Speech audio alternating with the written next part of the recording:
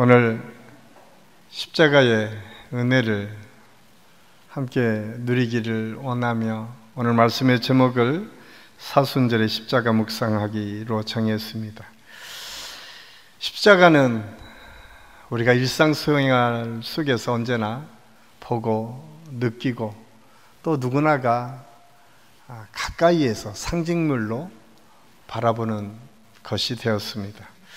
예수를 믿는 사람이나 믿지 않는 사람이나 전혀 이상스럽지 않게 받아들이는 장식품이 되었습니다. 귀걸이, 목걸이, 반지까지 십자가 형태의 여러 가지 장식물들이 참 많이 나와 있습니다. 교회는 말할 것도 없고 가정집 가장 잘 보이는 곳에 십자가가 걸려 있기도 하고 또 사업을 하시는 분이나 또한 뭔가 새로운 일들을 할 때에 십자가를 걸어놓고 거기에서 하나님의 은혜가 내려지기를 소원하는 마음들을 담아서 장식물을 사용할 때도 참 많이 있습니다. 이제 십자가는 더 이상 특별한 상징이 아니라 우리 생활 속에서 우리가 언제나 느끼고 보고 또 사용하는 장식물이 되었습니다. 그런데 원래 십자가는 죽음의 형틀이었습니다. 특별히 예수님의 죽음의 형틀이었던 십자가, 이 십자가는 어느덧 교회 안에서는 자랑의 상징물이 되었고 능력의 상징물이 되었고 또한 이 십자가를 통해서 구원의 역사 또 그것 때문에 기쁘고 즐겁고 행복한 일들이 많은 상징이 된 것을 우리가 알 수가 있습니다. 그런데 원래 이 십자가는 2000년 전 로마에서 가장 극악한 죄인들에게 사용했던 처형 방식이었습니다. 우리나라도 과거 조선시대에 아주 끔찍한 사형 제도들이 있었습니다. 우리가 잘 아는 것처럼 교수형, 참수형, 우리 조선시대에는 능지 처참형이라고 하는 아주 무서운 형벌도 있었습니다. 우리가 잘 아는 사육신이 그 형벌을 받았죠. TV나 드라마에서만 봤던 그 무참하게 죽이는 그 형틀 중에 하나가 십자가형이었음을 알 수가 있습니다. 십자가는 영어로 크로스라고 하는데 이 말은 라틴어 크룩스에서 나왔는데 이것은 고문 틀, 형틀이라고 하는 의미가 그 속에 있습니다. 헬라어로는 스타로우스라고 하는데 이 말은 불행한 나무다라고 하는 의미가 그 속에 담겨져 있습니다. 이 말들이 암시하고 있는 것처럼 십자가는 사람들이 만든 형벌 가운데 가장 참혹한 것이었습니다. 부끄럽고 치욕스러운 형벌이 바로 십자가형이었습니다. 그런데 어떻게 이렇게 끔찍한 사형 제도 중에 하나였던 십자가가 기독교 안에서는 가장 중요한 상징이 되었을까요? 어떻게 십자가가 부활의 상징이 되고 승리의 상징이 되고 치유의 상징으로 자리매김될 수가 있었을까요? 저는 오늘 사순절을 맞이해서 우리가 십자가를 묵상하자고 하는 말씀을 함께 나누면서 십자가가 가지고 있었던 의미들이 어떠했는지를 살펴보고 저는 우리 한신교회 모든 성도들이 이 사순절 기간에 십자가를 깊이 다시 한번 묵상하는 시간이 될 수 있기를 간절히 소원합니다. 가장 먼저 유대인이 생각하였던 십자가, 유대인들이 십자가를 어떻게 생각했는지는 모세오경 신명기 21장 22절에 가장 잘 나타나 있습니다. 만일 죽을 죄를 범하로 내가 그를 죽여 나무 위에 달거든 23절에서는 나무에 달린 자는 하나님께 저주를 받았음이니라. 이 말씀을 통해서 알 수 있는 것은 구약시대에 유대인들은 반역죄 또는 흉악한 죄를 범한 중죄인을 처형한 것이 십자가형이었습니다. 그리고 나무 위에 매달려 죽은 자를 아주 모욕하며 하나님의 저주받은 자라고 그들은 생각했습니다. 그러기에 실제로 당시 유대인들은 이 십자가를 꺼려 했습니다. 당연한 것 아니겠습니까? 그들의 가장 큰 형벌은 하나님의 저주를 받는 것입니다. 그래서 그들은 언제나 하나님께서 주실 은혜를 사모했는데 하나님의 저주를 받은 자의 표상으로 나타나는 것이 나무에 달린 사람이라고 하면 그것이야말로 이스라엘 백성들에게는 가장 무서운 형벌이었음을 알 수가 있습니다. 사실 이스라엘 사람들은 그들의 삶이 기적이었고 표적의 역사였습니다. 처음 가나안에서 하나님께서 이스라엘 백성들을 가나안으로 진출시킬 때에 애굽에서부터 탈출시킬 그때부터 이스라엘 백성들은 그의 삶이 기적이었습니다. 홍해가 갈라지는 기적을 경험했습니다. 반석을 쳐서 물을 먹는 은혜를 경험했습니다. 아말렉과 전쟁에서 해가 멈춰서 승리하는 기적도 경험했습니다. 광야 40년을 살면서 그들은 농사하지 않았지만 하나님께서 내려주시는 만나를 먹고 살았고 고기가 먹고 싶을 때는 메추라기를 떨어뜨려서 먹이는 하나님의 은혜를 경험했습니다. 구약의 모든 과정이 기적의 역사였습니다. 그래서 그들은 언제나 하나님의 기적을 기대하고 소망하며 살았습니다. 그 표적이 가장 중요한 하나님의 역사라고 그들은 생각했습니다. 그래서 사도 바울도 유대인을 가리켜 표적을 구하는 민족이라고 했습니다. 재미있는 것, 흥분시키는 것, 사람의 감정을 자극하고 군중 심리를 부추기는 것. 유대인들은 언제나 이런 것들에 호응을 하고 기뻐하고 반응을 했음을 알 수가 있습니다. 그런 유대인들의 민족성, 그 속성이 예수 그리스도가 이 땅에 오셔서 하나님의 역사를 증거하고 기적과 이사를 일으킬 때는 모두가 그 주님을 따랐습니다. 그런데 그 기적과 이사를 일으켰던 예수님께서 하시는 말씀이 그들의 마음에 흡족할 수가 없었습니다. 왜냐하면 예수님께서는 기적과 이사를 일으킨 다음에 분명히 말씀하시는 것은 이것이 전부가 아니다. 또 다른 영적인 세계가 있다. 하나님께서 주시는 축복의 세계가 있으니까 이 육적인 세계에 너희 마음을 빼앗기지 말라고 끊임없이 말씀하십니다. 사실 이스라엘 백성들이 꿈꿨던 것은 그 당시에 로마의 압제에 있었던 이스라엘 백성들이 다시 해방되는 꿈을 꾸었습니다. 기적과 이사를 일으키며 하나님의 역사를 보여줬던 그 선지자 같은 예수님을 바라보며 그들은 꿈꿨습니다. 해방의 꿈을 꿨습니다.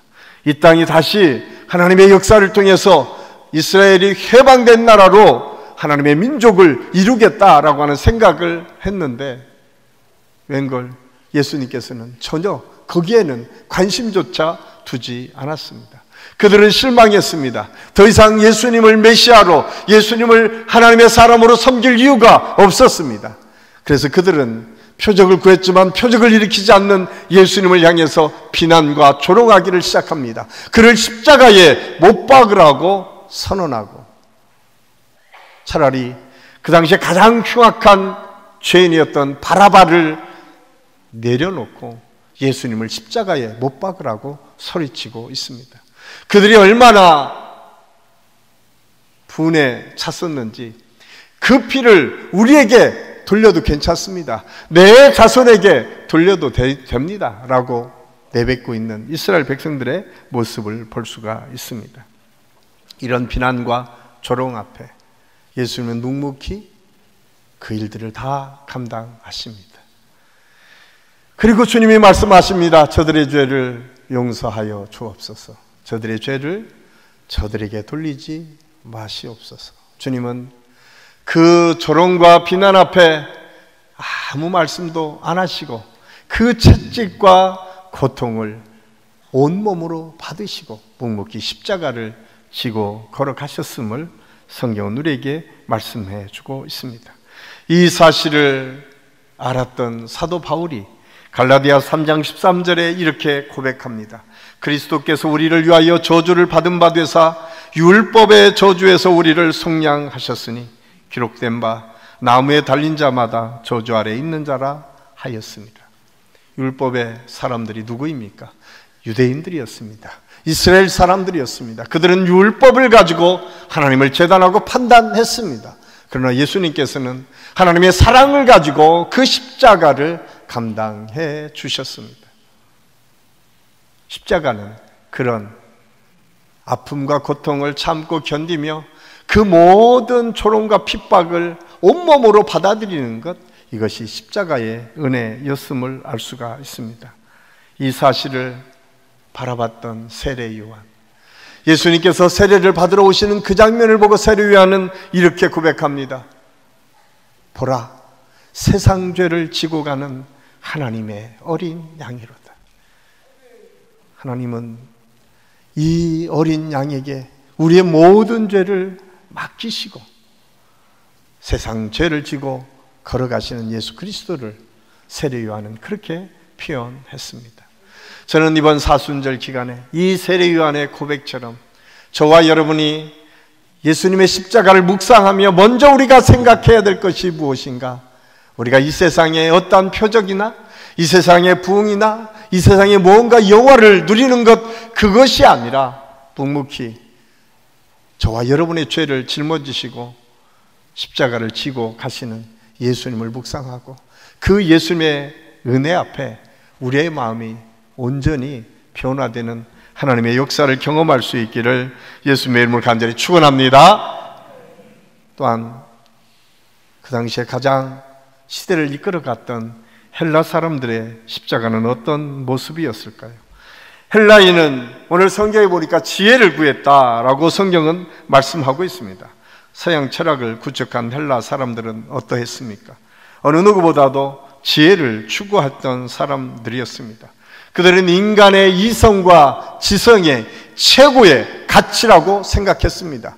인간의 사고 체계를 뛰어넘는 것은 아무것도 인정할 수가 없었습니다.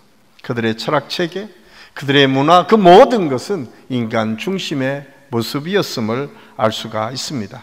그들은 이데아의 세계로 인도해 줄 지혜를 찾았습니다. 그들의 생각으로는 예수 그리스도는 이해할 수 없는 분이었습니다. 하나님을 도대체 이해할 수가 없었습니다. 왜입니까? 하나님께서 인간이 되었다라고 하는 이 사실은 그들의 이성적인 체계로는 도저히 받아들일 수 없는 일이었습니다. 그래서 오늘 성경은 이방인에게는 미련한 것이로되 라고 사도 바울은 표현하고 있습니다. 그 당시 헬라 사람들, 그 사람들은 이방인들이었습니다. 그들의 생각 속에는 자기들이 경험한 것, 자기들이 보고 체계를 만들어 놓는 것 외에는 아무것도 인정할 수가 없었습니다. 그런데 예수님께서 말씀하십니다. 내가 하나님의 아들이요, 내가 너희 죄를 짊어지시기 위해서 이 땅에 오셨다라고 하는 이 말, 말씀이 육신이 됐다라고 하는 이 말, 온 우주 만물을 창조하신 그 하나님께서 지금 인간의 몸을 입고 오셨다라고 하는 이 말에 대해서 그들은 인정할 수가 없었습니다. 그 육체를 입고 오셨다는 이 말은 그들은 말도 안 된다고 생각했습니다. 그런데 여러분, 성경은 끊임없이 우리에게 질문하며 말씀합니다. 그 모든 것이 어디서부터 왔는가? 우리가 아는 것 이상의 세계가 우리 안에 얼마나 많이 존재하는지 모릅니다. 여전히 과학이 발달하고 이 시대의 이론적인 체계가 이 세상을 지배하는 것처럼 보여지지만 그것으로 설명되지 않는 모든 일들이 얼마나 많이 있는지 모릅니다. 진리를 발산케 한 진리는 더 큰 진리가 아니겠습니까? 그 자연을 누가 만들었고 그 진리를 탐구하는 그 인간은 도대체 어디서부터 왔고 어디로 가는지에 대해서 누구도 설명해 주지 않습니다. 오직 설명한 곳은 딱 한 곳입니다. 하나님의 말씀, 성경만이 인간이 어디에서 왔고 이 자연이 어떻게 만들어졌고 어디로 가는지에 대해서 아주 분명하게 선언하고 선포하고 있음을 알 수가 있습니다. 그렇습니다. 사람의 이성에 추구하여 정립해 놓은 법칙과 공식 안에 진리로 받아들이는 것, 이 모든 것이 지적 유의로 끝나버릴 수 있다고 하는 사실을 우리는 알아야 됩니다. 과학과 이성으로는 알 수 없는 초자연적인 세계가 우리 안에는 얼마나 많이 있는지를 우리는 먼저 알아야 됩니다. 그래서 잠언 9장 10절에서는 이렇게 우리에게 말씀해 주고 있습니다. 여호와를 경외하는 것이 지혜의 근본이요 거룩한 자를 아는 것이 명철이니라. 너는 마음을 다하여 여호와를 의뢰하고 내 명철을 의지하지 말지니라 라고 말씀합니다. 하나님을 알고 믿는 것보다 더 위대한 진리는 없고 최고의 지혜는 없다고 분명히 잠언 기자는 선언하고 있습니다. 오늘날에도 여러 가지 이치를 우리는 알 수 없지만 그 이치를 아주 분명하게 설명하고 있는 하나님의 말씀 속에서 하나님의 역사가 있음을 우리는 알고 있습니다. 지금 우리가 사는 시대는 과학이 발달한 시대입니다. 인간의 이성을 뛰어넘는 컴퓨터가 개발되었고 AI를 통해서 수많은 사람들이 이제 더 이상 인간의 이성이 전부라고 생각하지 않는 시대를 우리가 살고 있습니다. 이러한 시대에 예수님의 십자가를 묵상하고 하나님의 아들이 이 땅에 오셔서 우리의 모든 죄를 지셨다라고 하는 것은 어리석은 일처럼 보여질 수 있습니다. 그럼에도 불구하고 가장 중요한 생명의 문제를 가장 분명하게 설명하고 가장 분명하게 알려주는 것은 하나님의 말씀이고 그리스도의 십자가밖에 없다고 하는 사실을 우리는 알아야 됩니다. 보우먼이라고 하는 미국 장로교의 선교사가 인도 캘커타에 나환자촌을 짓고 교회를 세우고 학교를 세웠습니다. 어느 날 교회에서 그 인도에 있는 사람들을 향해서 끊임없이 주님의 복음을 증거했습니다. 82세가 되는 한 노파가 거기에 받아서 예수님을 믿는다고 고백합니다. 그 주변에 있던 사람들, 그 사람은 그 지역에서는 꽤 지혜자라고 알려진 사람입니다. 그런데 그가 예수님을 믿고 고백한다고 하니까 물었습니다. 도대체 네가 지금까지 80년이 넘도록 당신이 믿었던 그 신들이 얼마나 많이 있습니까? 그런데 왜 예수님을 믿게 되었습니까? 그때 그 노파는 아주 간단하게 대답합니다. 이 수많은 신들이 있었는데 나를 위해서 죽어준 신은 오직 예수 그리스도 한 분이다. 여러분, 수많은 신이 있습니다. 그런데 이 노파의 고백처럼 나를 위해서 생명을 던져서 구원해 주신 분은 한 분이라고 하는 사실은 그 마음에, 그 노파의 마음을 감동시켜 주셨다라고 하는 사실입니다. 그렇습니다. 오늘 우리에게도 동일한 하나님의 축복과 은혜가 있었습니다. 수많은 신들, 수많은 역사들을 이루어갈 수 있는 것들이 많이 있을 수 있지만 결국 나와 직접적인 연관이 있는 유일한 하나님, 유일한 분이 예수 그리스도시고 그분이 나를 위해서 십자가를 지시고 못 박혀 돌아가심으로 내가 새로운 생명을 얻었다라고 하는 이 놀라우신 축복이 우리에게 있다고 하는 사실을 우리는 잊어서는 안 됩니다. 저는 이번 사순절이 그런 하나님의 은혜를 다시 체험하고 분명한 믿음 위에 서는 시간이 될 수 있기를 예수님의 이름으로 간절히 축원합니다. 생명의 역사는 아무 데서나 일어나지 않습니다. 오직 예수 그리스도의 십자가를 통해서만 이루어질 수 있다고 하는 사실을 우리는 분명히 알아야 합니다. 또한 로마 사람들의 십자가가 있습니다. 그 시대에 정복자였던 로마 사람들은 어떠했습니까? 로마 사람들은 십자가를 진 예수님을 향해서 이렇게 외칩니다. 네가 정말 왕이라면 능력을 보여줘. 너의 실력을 좀 한번 보여줘봐 라고 하는 것이 로마 사람들의 조롱이었습니다. 만일 그들의 생각 속에는 리더라면, 위대한 지도자라고 하면 거기에 걸맞는 능력이 있어야 된다고 그들은 생각했습니다. 왜냐하면 로마 시대는 강자의 철학이요, 정복의 관점이요, 로마 제국의 가치관은 철저하게 약육 강식의 철학이었기 때문에 그렇습니다. 그래서 팍스 로마나라고 하는 로마 시대가 500년 동안 세계를 지배할 수 있었습니다. 사실은 이 세계 역사 속에 보면 로마처럼 한 나라가 오랫동안 역사를 지배했던 나라가 없다고 할 정도로 로마는 강성한 나라였습니다. 사실 우리가 사는 지금의 시대에도 로마의 흔적은 얼마나 많이 있는지 모릅니다. 아마도 문학하시는 분들은 아시겠지만 지금 문학가의 대부분은 어디를 지향하고 있는지 아십니까? 로마 시대가 최고의 가치고 이상이다라고 생각을 합니다. 문학도 그렇고 음악도 그렇습니다. 철학도 그렇습니다. 여전히 이 세계의 많은 지식인이라고 하는 사람들은 강력한 힘을 가졌던 그 로마를 꿈꾸고 있습니다. 그리고 그것이 최고의 가치인 것처럼 이야기하고 있습니다. 그거의 상징물들이 지금 이태리에 가면 얼마나 많이 있는지 모릅니다. 대표적인 상징물이 콜로세움 아닙니까? 지금 봐도 어마어마하게 큰 원형 경기장이 그 한가운데 떡 버티고 있습니다. 로마 한가운데 떡 버티고 있는 그 경기장, 그 속에서는 이미 2000년 전에 수많은 사람들이 운집하며 음악회를 열었고 수많은 사람들이 운집해서 자기들의 문화를 즐겼습니다. 그런데 여러분, 그곳에서 예수 믿는 사람들이 수없이 죽임을 당했다고 하는 사실을 아십니까?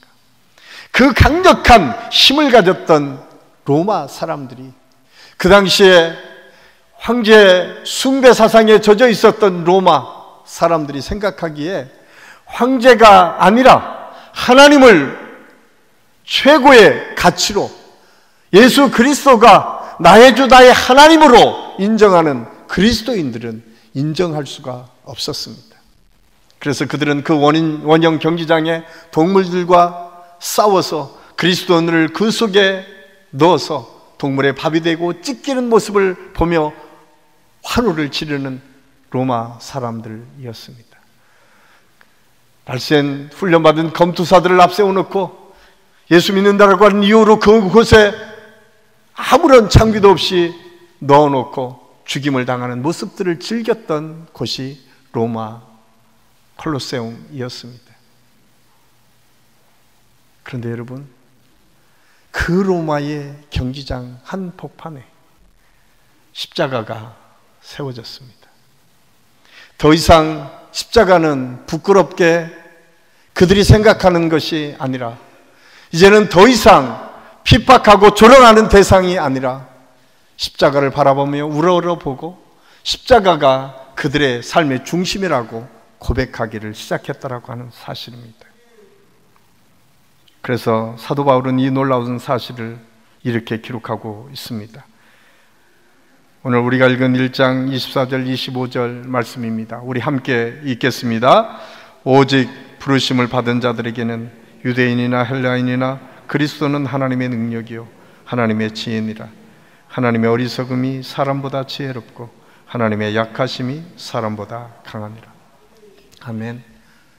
로마, 세계 역사 속에 가장 강력한 나라 로마. 지금도 2000년이 지금까지도 많은 사람들에게 영향을 끼치는 로마. 그 로마가 더 이상 예수 그리스도를 감춰둘 수 없었습니다. 그 콜로세움이라고 하는 경기장에 수많은 순교자를 일으켰고 십자가가 세워지기 시작하며 그곳에는 313년에 드디어 로마 황제는 기독교를 공인하게 됩니다. 380년에 테오도시우스 황제는 드디어 더 이상 이제 기독교는 한낱 이방 종교 중에 하나가 아니라 로마가 모든 로마인이 반드시 믿어야 될 종교라고 선언을 하게 됩니다. 380년 드디어 로마의 국교가 기독교가 됩니다. 참 미련해 보이고 어리석어 보이고 형편없이 보였던 그 그리스도인들의 삶이 이제는 더 이상 형편없는 것이 아니라 가장 강력하고 막강한 힘과 능력의 상징이 되었다고 하는 사실을 이 세계의 역사는 우리에게 가르쳐 주고 있습니다. 이 사실을 깨달았던 사도 바울은 사도행 고린도전서 1장 27절에서 29절 말씀을 통해서 이렇게 고백하고 있습니다. 우리 함께 읽겠습니다. 그러나 하나님께서 세상의 미련한 것들을 택하사 지혜 있는 자들을 부끄럽게 하려 하시고 세상의 약한 것들을 택하사 강한 것들을 부끄럽게 하려 하시며 하나님께서 세상의 천한 것들과 멸시받는 것들과 없는 것들을 택하사 있는 것들을 폐하려 하시나니 이는 아무 육체도 하나님 앞에서 자랑하지 못하게 하려 하십니다. 아멘. 십자가는 이런 놀라운 하나님의 능력과 역사를 이루었습니다. 세상에 미련한 것들이 지혜로운 자를 부끄럽게 했다고 성경은 기록하고 있습니다. 약한 것들이 오히려 강한 자를 이겨나가는 능력의 역사가 있었다고 성경은 아주 분명하게 선언하고 있습니다. 여러분, 예수님이 오시기 전에, 예수님의 십자가 이전에 세계의 역사는 강자의 역사였습니다. 살아남는 자만의 역사였습니다. 오직 강한 자만이 이 세상에 살아남는다고 생각했습니다. 그런데 예수 그리스도의 십자가가 세워지고 예수님이 우리를 위해서 희생하고 부활하시는 사건을 통해서 역사가 또 다른 관점으로 바뀌었습니다. 또 다른 생각으로 사람들이 생각하기 시작했습니다.